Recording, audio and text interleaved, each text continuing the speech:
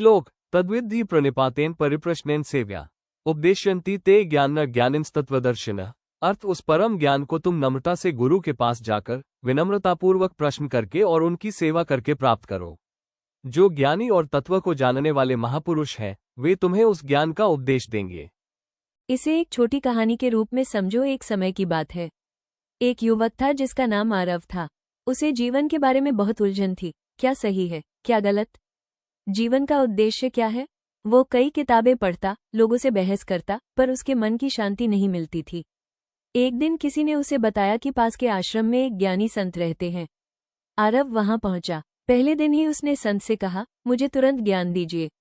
संत मुस्कुराए और बोले, पहले यहाँ रहकर सेवा करो, मन शांत करो। आरव ने सोचा, मैं तो पढ़ा लिखा हूँ, मुझे सेवा क्यों करनी चाहिए? लेकिन फिर भी वो रुक गया।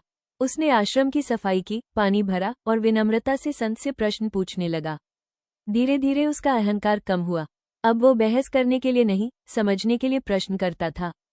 कुछ समय बाद संत ने कहा, अब तुम ज्ञान के योग्य हो गए हो। जब तक मन में घमंड था, तुम सीख नहीं सकते थे। तब संत ने उसे आत्मा, कर्म और जीवन का सच्चा ज्ञान समझाया।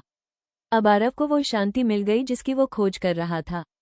इस कहानी से क्या सीख? इस श्लोक का संदेश है, प्रणिपात, गुरु के पास नम्रता से जाओ। परिप्रश्न, सच्चे मन से प्रश्न करो, बहस के लिए नहीं। सेवा, सेवा से अहंकार कम होता है। जब हम विनम्र होकर सीखते हैं, तभी सच्चा ज्ञान मिलता है।